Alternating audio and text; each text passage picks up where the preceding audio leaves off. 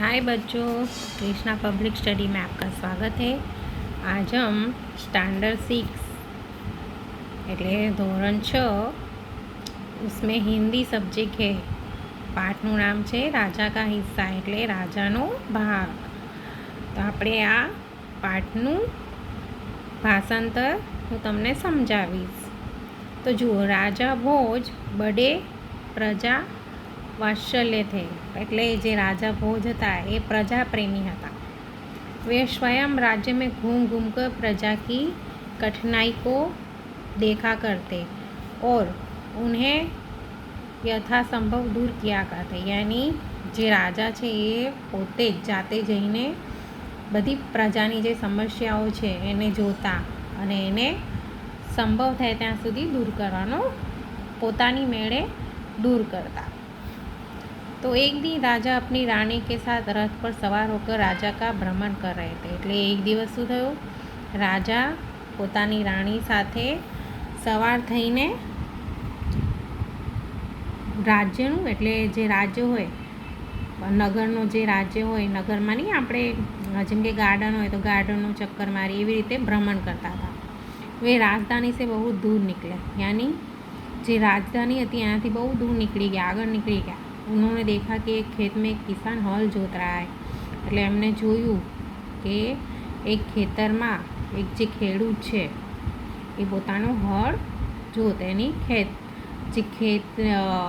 જમીનને ખોદવાનું જે કામ કરે એ કરી રહ્યો છે। मगर उसके हल में एक ही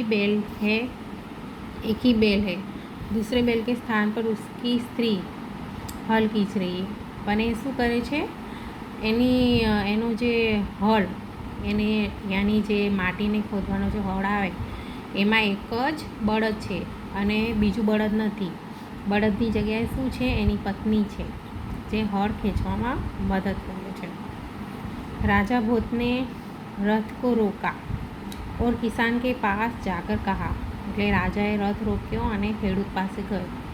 ભલે આદમી तुम यह अत्याचार कर रहे हो એટલે શું કહે છે કે તમે કેમ આવો અત્યાચાર કરી રહ્યા છો। ભલા કભી સ્ત્રી को भी हल में जोता जाता है। શું કે કદી બી જે સ્ત્રી હોય એને ક્યારે હળમાં જોઈન્ટ એટલે એને કંઈક બળદની જગ્યાએ થોડી રાખવાનો હોય। તો હવે જુઓ, મેરા એક બેલ મર ગયા। હવે આ જે ખેડૂત શું કહે છે કે મારું જે એક બળદ છે મરી ગયો અને બીજું બળદ दूसरा बैल खरीदने के लिए मेरे पास धन नहीं है। अगर खेत न जूता तो मैं खाऊंगा क्या। એટલે શું કહે છે કે મારું એક બળદ મળી ગયું છે અને બીજું બળદ રહેવા માટે મારી જોડે પૈસા નથી। અગર હું ખેતી નહીં કરું તો હું ખાઈશ શું। એ કહकर કિસાન પૂર્ણ अपने कार्य में लग गया। એટલે આવું કહીને ખેડૂત પોતાના કામમાં ફરી પાછો લાગી જાય છે। उसे क्या पता था कि उस बात करने वाला कौन है। એટલે ખેડૂતને તો ખબર નથી કે જે આ પૂછી રહ્યું છે કોણ છે। राजा ने कहा अरे भाई जरा सुनो तो जो कोई ना है मेरे साथ चलते चलते कहो मेरा काम क्यों रोकते हो। એટલે રાજા શું કહે છે ખેડૂતને કે પહેલાં તમે મારી આખી વાત સમજી તો લો। તો ખેડૂત કહે છે કે તમારે જે કહેવું છે મારી સાથે સાથે ચાલતા ચાલતા કહો, તમે મને કામ મારું રોકાવો નહીં। આવું ખેડૂતે કહ્યું। फिर देखो बच्चों,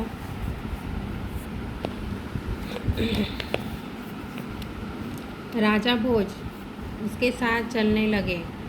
अपने काम के प्रति किसान की लगन देखकर राजा भोज बहुत प्रभावित हुए। એટલે શું કહે છે કે રાજા છે ને એની સાથે ચાલવા માંડ્યા અને એનું જે કામ હતું એની લગન જોઈને રાજા છે ખુશ થાય છે। भले आदमी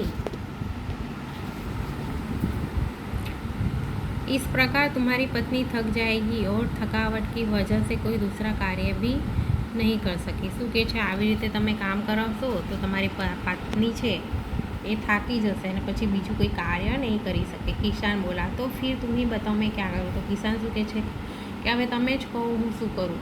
તો राजा ने कहा तुम मेरे साथ चलो, मैं अपना एक बैल तुम्हें दे देता हूँ, मगर इतनी देर मुझे काम रोकना पड़ेगा। तुम्हारी बैल ला दो। કિસાન બોલા શું કહે છે, રાજા કહે છે તમે મારી સાથે ચાલો, હું તમને મારું બળદ આપું છું.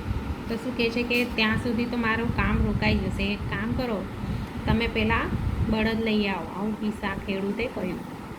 अच्छा ऐसा करो, तुम अपनी पत्नी को रथ के पास भेज दो, वह मेरी पत्नी से बैल ले आएगी, तब तक मैं तुम्हारे हल में जूतूंगा. રાજાને કહા, શું કે છે, તમે તમારી જે પત્ની છે એને મારા રથ પાસે જવા દો, એ મારી પત્ની સાથે જઈને બળદ લઈ આવશે. ત્યાં સુધી હું તમને કામમાં મદદ કરીશ. કિસાન इस बात पर राजी हो गया. એટલે ખેડૂત ખુશ થઈ ગયો. राजा भोज हल में जूत गए और किसान की पत्नी रथ के पास चली गई. उसने रानी को सारी बात बता दी. હવે જે ખેડૂત છે એ રાજી થઈ ગયો અને જે રાજા હતા એ ખેતી કરવામાં જોડાઈ ગયા અને એમની પત્ની રથ સાથે રાજાની પત્ની સાથે જતી રહી અને એ પોતાની બધી વાત રાજાની પત્નીને કહે છે.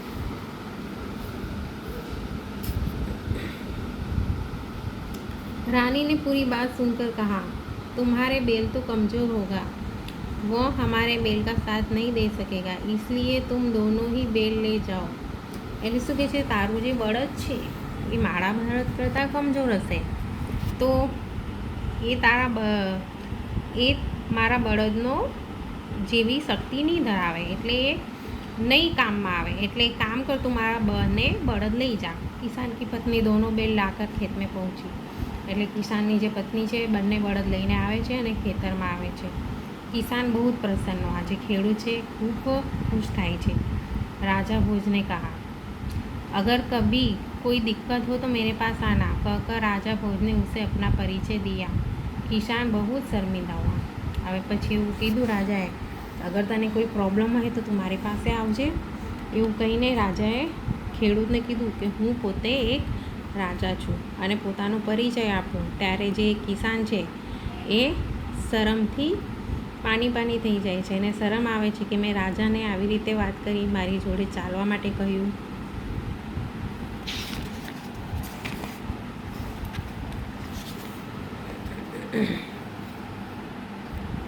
उसने राजा के बार बार क्षमा मांगी. राजा प्रसन्न होकर वापस चल गए. उस बार उस किसान के खेत में बहुत अच्छी फसल हुई. એટલે શું કે છે, રાજાથી એને માફી માંગી ખેડૂતે અને રાજા ખુશ થઈને ત્યાંથી જતા રહ્યા.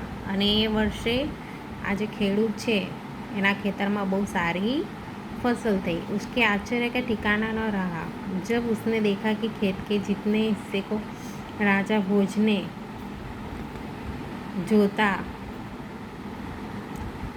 જોતા था उसमें मोती उगे थे. એટલે એને જોયું કે રાજાએ જે ખેતી કરી હતી, જે બોયા હતા એમાં તો મોતી ઉગ્યા છે, બાકી કે હિસ્સે મેં ઉમદા કિસ્મ કે गेहूं ઉગે थे અને બાકીના જે ભાગ હતા એમાં ઉમદા એટલે સારી ક્વોલિટીના ઘઉં ઉગ્યા હતા.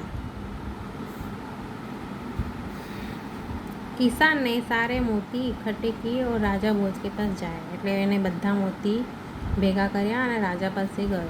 उसने सारे मोती राजा को भोज के चरणों में रख दिए और राजा को सारा કિસ્સા કહं સુનાવ્યા. એને છે ને બધા મોતી લઈ જઈને રાજાને સોંપી દીધા અને બધો કિસ્સો કહ્યો.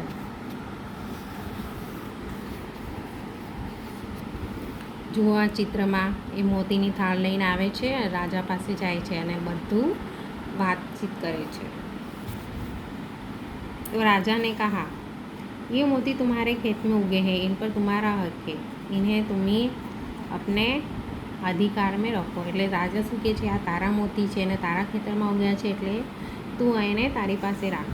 नहीं महाराज, यह आपके परिश्रम का प्रताप है, इसलिए मैं इन्हें नहीं ले जाऊंगा. मेरी प्रार्थना है कि आप इन्हें राजकोष में जमा कर ले और गरीबों की भलाई के लिए काम में ले. किसान ने प्रार्थना की. એટલે શું કહે છે ખેડૂત કે ના, હું આ મોતી નહીં લઈ જાઉં, આ તમારું મહેનતનું પરિણામ છે અને મને એવી ઈચ્છા છે, હું તમને પ્રાર્થના કરું છું કે તમે આ તમારા રાજકોષમાં આને જમા રાખો અને ગરીબોની ભલાઈ માટે કામમાં લો. किसान की प्रार्थना की. किसान की बात सुनकर राजा बहुत प्रसन्न हुए. उन्होंने मोती स्वीकार कर ली અને ખેડૂતની વાત સાંભળીને રાજા ખુશ થયા અને એમને જે મોતી હતા એ સ્વીકાર કરી લીધા. तो देखा ना बच्चों, राजा भोज थे वो कितने भले इंसान थे. तो नेक्स्ट लेक्चर में, नेक्स्ट वीडियो में मैं आपको अभ्यास और स्वाध्याय के प्रश्न कराऊंगी. तो आप मेरे वीडियो को सब्सक्राइब करना.